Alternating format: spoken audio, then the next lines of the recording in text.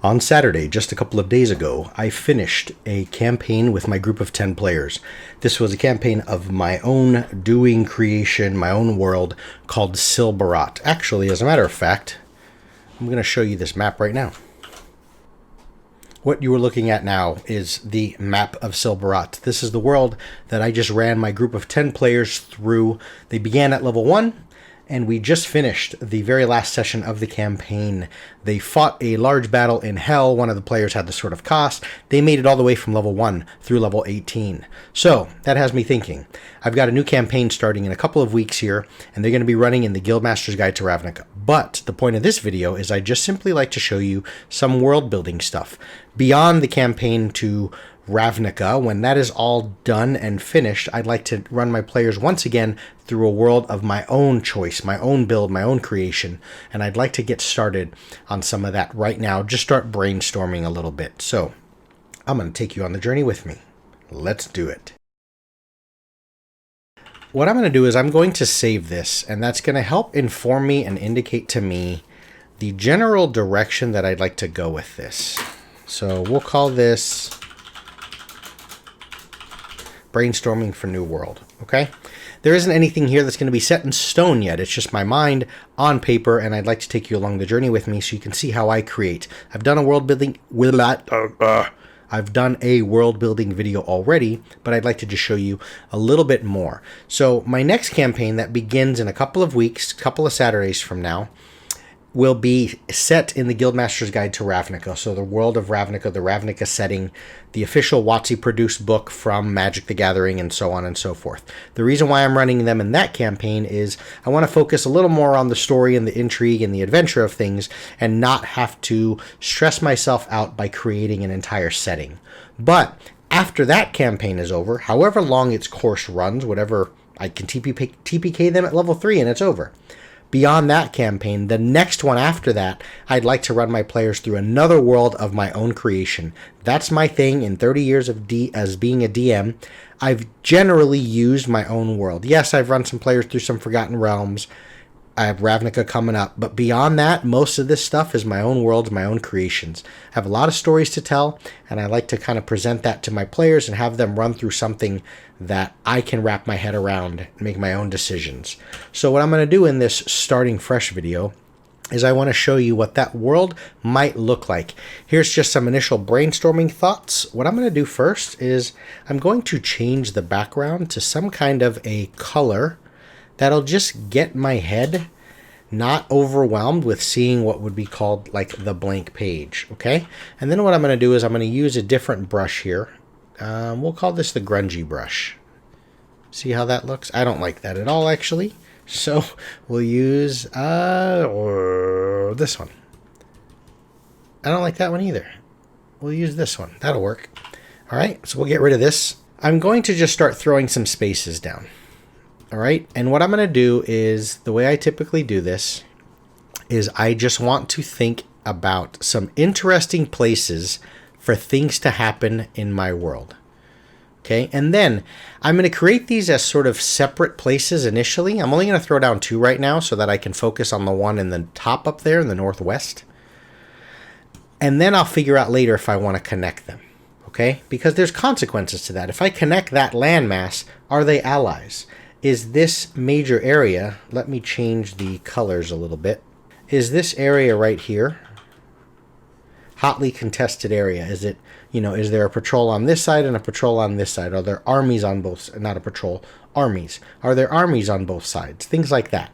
Whereas if I just left this off and I didn't connect it, now you have to come up with various considerations on what kind of ships are there. Is there possibility of even traveling across from coast to coast, and so on and so forth. So terrain and environment and how you set your world out is automatically going to start to define some natural borders and things like that for you, right? So you need to kind of think about that stuff. I've got a landmass going on right here. Okay, we'll make it a little bigger. Just to kind of keep my head right, I'm going to get rid of that one for now. And save me some time. I'm going to do a little bit of fill in here. I'm not worrying yet about the continent shape in and of itself, what the edges, the coastlines look like. I just want to throw something down here and start getting some interesting bits to happen within this space. Okay, I don't know why I'm using black because I'm not going to be able to see much here. So what I'm going to end up doing is I'm going to change all this. I'm going to change these colors anyway. We'll colorize this guy. Let's go with, let's kind of start thinking it's a little grasslandy. There, that'll work for now. Okay, I'm going to put a little stroke around it for now. Just something to keep it real simple. Just so my eye can flow well and I kind of know what I'm looking at. So we'll go 2. Okay. I like kind of this grunge look on it. See how that looks? So let's zoom into this. So there's one continent here, and I need to create some interesting stuff. I'm going to give myself a bit of an indicator of some scale. Nothing too ridiculous going on here. But let's call it, you know what, let's go back to kind of my little brush. Remember, this is one place, but I don't know how many continents I'm going to make yet. I could just expand this and say that this is the center of the entire world, and surrounding it are just a few little small islands, things like that. So you want to work to size. Yes, I'm doing this for demo purposes, but if that whole green, or sorry, if the pink box is the entire canvas, you want to work at a high enough resolution, high enough DPI, especially if I want to print this to give it to my group or put it on my wall like a poster, a world map. So you want to work to size. So this continent takes up about 1/4 of my entire world, right? And what I mean by that is if I was to duplicate this, you'll notice that I can go maybe 2 more spaces, and I generally have kind of that look, and there's not a lot of water going around there, right? Because even though I don't know how many other continents I want to kind of run with and what else I want to do with this yet, I kind of want to work somewhat to size, because in Photoshop, you're not able to scale this stuff up. It's not going to scale well. So what I have here is I've got a continent going on. I need to kind of throw down some interesting bits. What I'm going to do here is I'm going to kind of name a new layer details so that I don't take away from the coolness of this continent.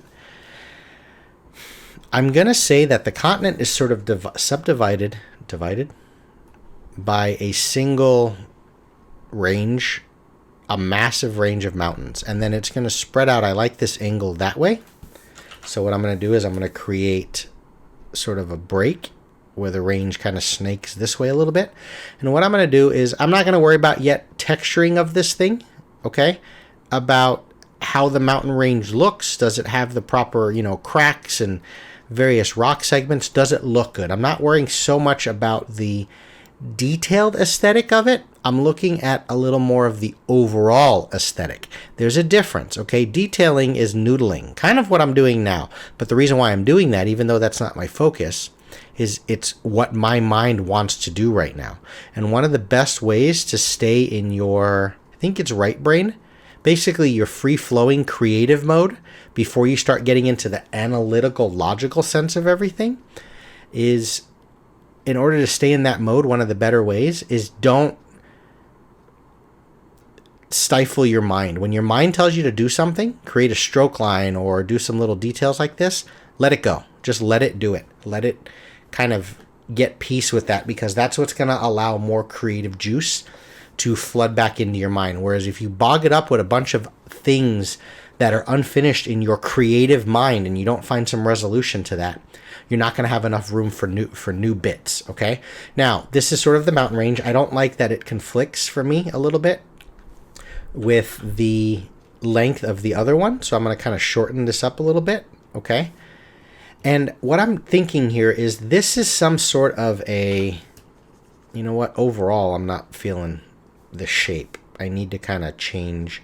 I like that it kind of goes that direction, but I'm going to change it just a slight tad bit, okay?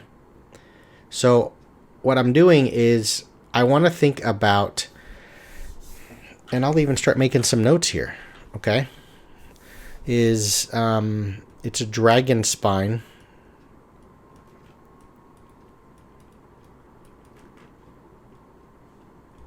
Mountain range.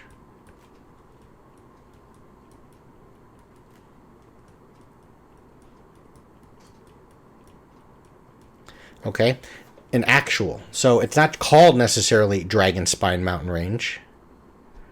All right, what it is it's an actual dragon's spine. Okay, so some large Titan-esque godlike entity, a dragon, fell here, right? And maybe this is where, like, one of its arms, wings, if you will. So there was another one here, right? So just imagine there's a big giant dragon head, and then here's the long serpentine type, more of a serpent, right? But it's some world serpent thing. And then here's the large giant wings, and then this was out here. See it? And then there's the bulk, the rest of the body, and then this is the long tail. Okay? You follow, right? You flow. So this large godlike Titan dragon died long ago. Ancient history stuff doesn't matter for the world as it stands in the current time, but its spine has sort of cracked out of the earth, you know what I mean, and it's sort of buried here. And this is the fossil, the remains of this dragon, and it's an actual spine of the ancient world dragon, which is, massive, 18,000 feet high or whatever. So that's the interesting point of this whole northern continent. And that's what I'm trying to do with these is, as I create multiple continents, I'm not going to necessarily do them all on video, because then the video gets a little unwieldy. But the process here of me creating this new world is I want some interesting bits everywhere, and they can be segmented. They can be interesting bits that exist isolated, where this continent has its own interesting bits, and then the one just below it to the south has its own interesting bits. If I was to create another continent down here, but connect them, and even though they're connected, where they now have become one continent, I'm still isolating and creating an interesting part of maybe the northern part of that one same continent. Okay? And it's okay to do that. You don't have to have the entirety of your world space all kind of with a singular interesting thing. I want to create as many interesting parts as possible, and you can just simply say it as though the various civilizations and groups and factions and races that live there have their own culture. There's no way that you're going to say that the Mayan Aztec culture is not different from Eastern European, what's happened over in Russia, 700 years ago. So our own continents, the culture of Africa, the culture of South America, northern areas, Scandinavia, things like that, they're all going to be diverse and very different. So do the same with your world. And what you start doing is you start creating these interesting little pockets. And depending on your scale of travel, so whether teleportation is a thing, whether, there's mounts and all sorts of other stuff like that, whether there's flying and flight, and the way that your group and your PCs and other NPCs as well, and other races and cultures are able to navigate their way through these different little pockets of interest can change the dynamic of your world and your flow. So what I'm doing here is I'm just creating this continent, and as a result of this dragon spine, what it's done is this continent is going to be known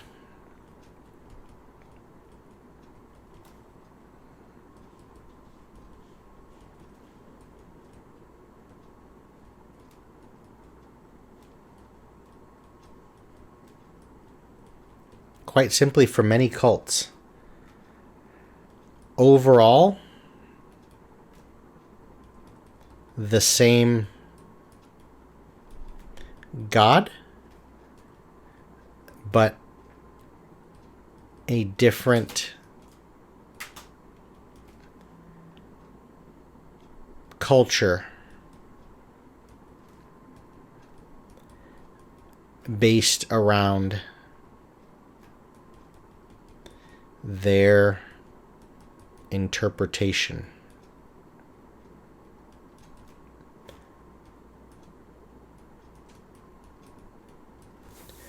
This is me being obsessive, but it's not the greatest handwriting, but I do pride myself on interpretation of their God.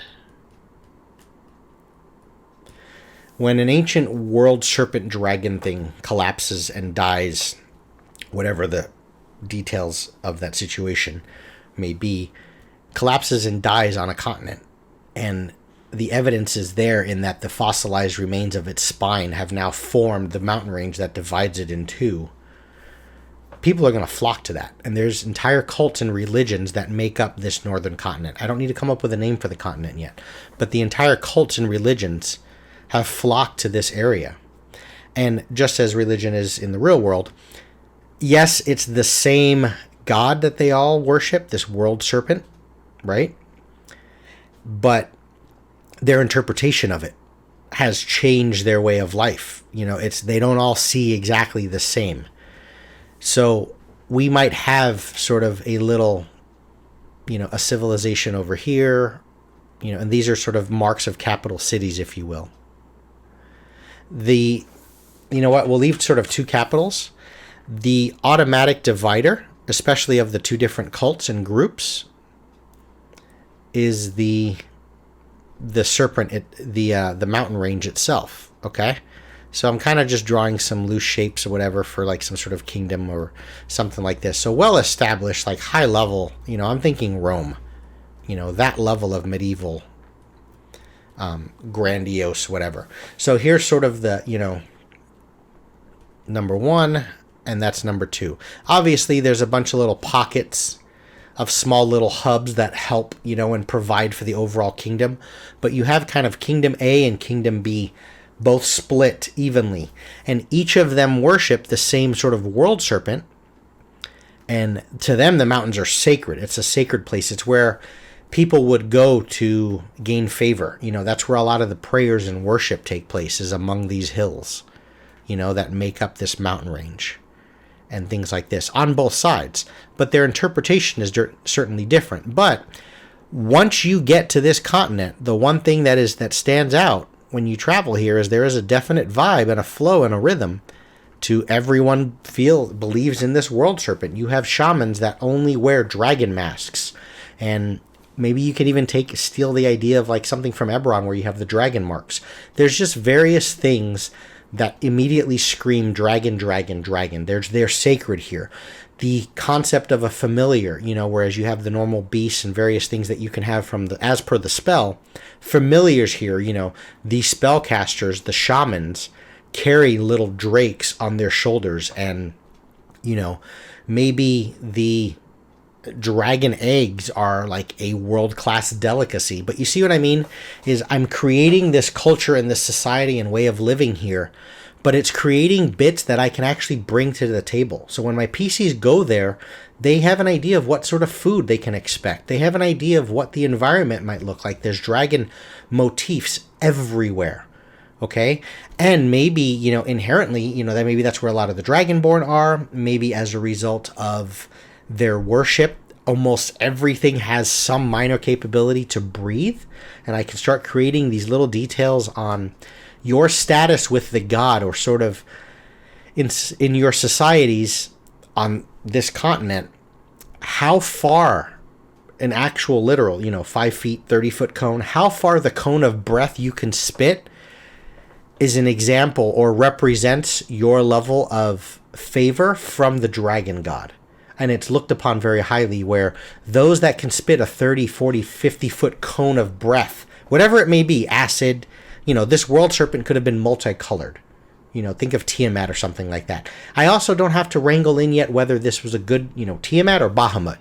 It doesn't have to go that direction yet of whether this is a good thing or a bad thing, because maybe I can create these sort of small subcults or numerous cults. Yeah, there's a main one on the left side and a main one on the right, but on the right there's 3-4 little branches of subcults, and a couple of them have used their dragon powers for evil, nefarious things, and their interpretation is the world serpent was definitely a black dragon.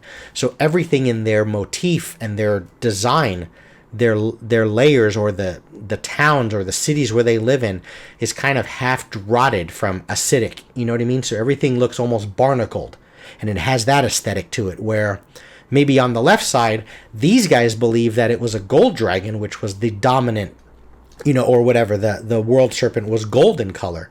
So they have these large Taj Mahal, palatial, large palaces and golden spires, and there's a lot of coppers and bronzes and metallics and things like that.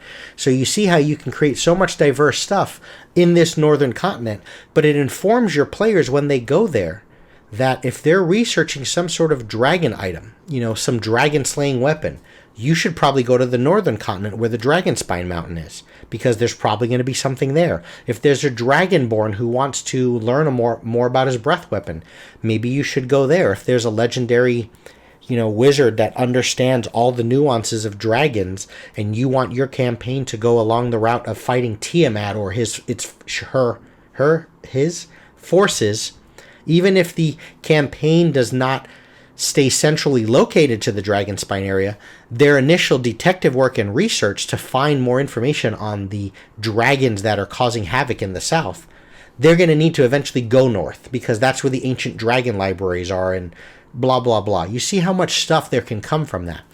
And that's all I'm going to do on this video, is just showing you sort of one little process of that. But from a world building perspective, even if you don't have the ability to draw or create a world map yet, yes, you should have a world map at some point. And I never made the scale here, so let's say this is 500 miles. And depending on this scale, that's going to start to inform me as to how many of these continents I might want, maybe, right? Because if I have 6 of these going across left to right, that's a east coast to west coast thing. That's 3,000 miles. That's huge distance, unless you have a bunch of gates and portals and things like that to travel quickly, which in a world of magic, anything's possible. But what I was saying is, even if you don't have the chops, if you will, to draw this in Photoshop, there's nothing saying that you can't just simply pull up, and I can just start saying, in the northwest, there's this Dragonspine inspired continent. A dragon fell there, a dragon god,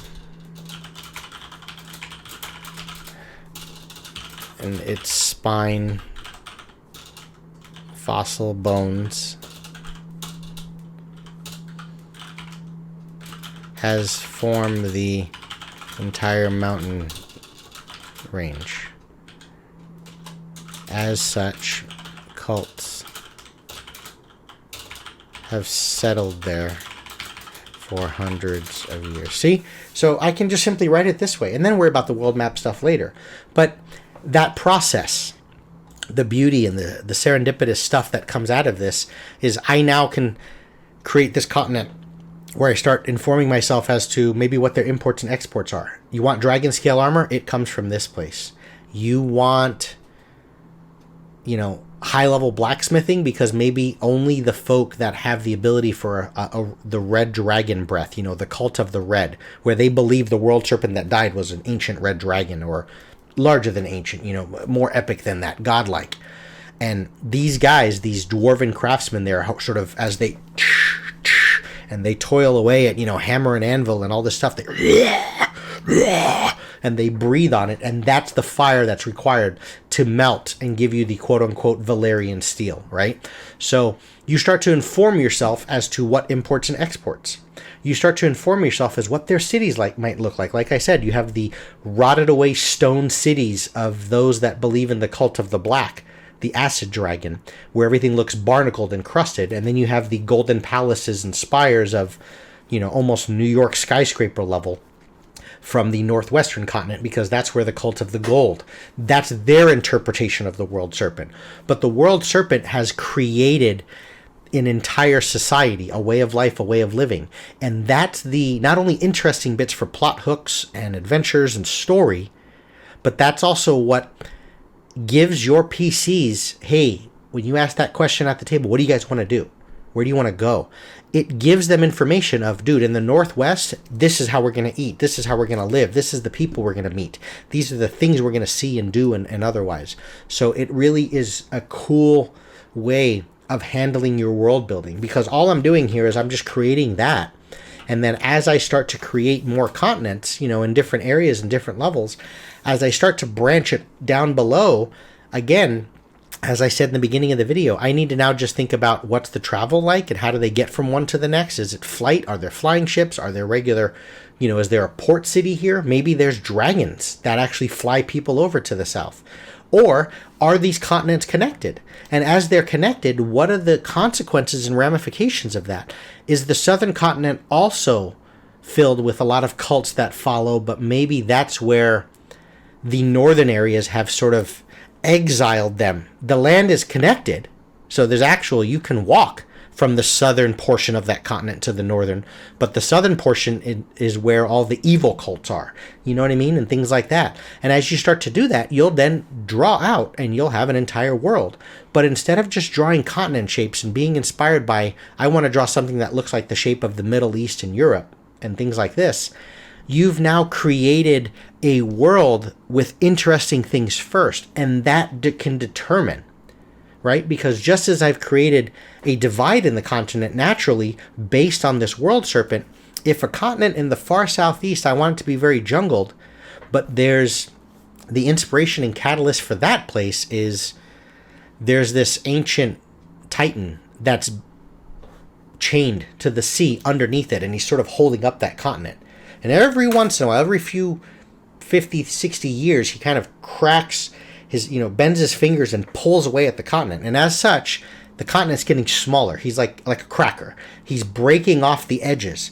But that now, instead of just drawing the continent first, coming up with that world idea informs me as to what the shape of the coastline is now going to look like. And it's created these jagged coasts, and you can even call that the jagged coast. But as such, maybe that's where the groups have created the flying ships. That's where the flying aspect, or the gators, or the teleporters, the people that have created the way portals, that's where it all originated from. And the reason for that is out of necessity, because of the jagged coasts, it wasn't conducive for ships to dock anywhere. It was, very sharp, and the seas were too rough there. But they didn't want to be isolated, so evolutionarily, whatever, they had to figure out, how do you get off of that continent and go elsewhere and explore the world, because they were running out of basic resources. And that's why, as a result, they now create the way gates and the way portals. So that's where the teleporting gating wizards are. And you see how world building kind of starts to form in that. But what happens is when you come to the table with a cool map for your players, or you show a map, publish-wise, or you put it on the internet like I am, and you say, here's what my world looks like. Here's some cool things you can do.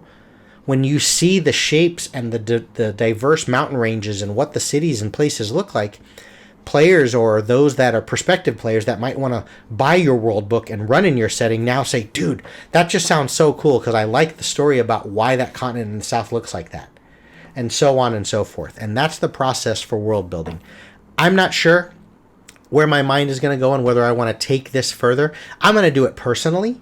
This is the foundation for a new world that I do plan on using for my PCs. And again, I would doctor it up and add some textures and various things and make it into a fully fleshed out finished map.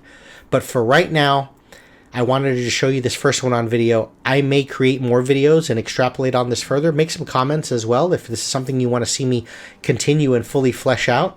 The process of it, in the end, I'm going to show you what the world looks like when I'm done with it, whenever that may be. Because as I said, my next campaign is in Ravnica. This may not happen. The campaign we just finished was 1.5 to 2 years of real time. So this world may never see the light of day at my table till 2022.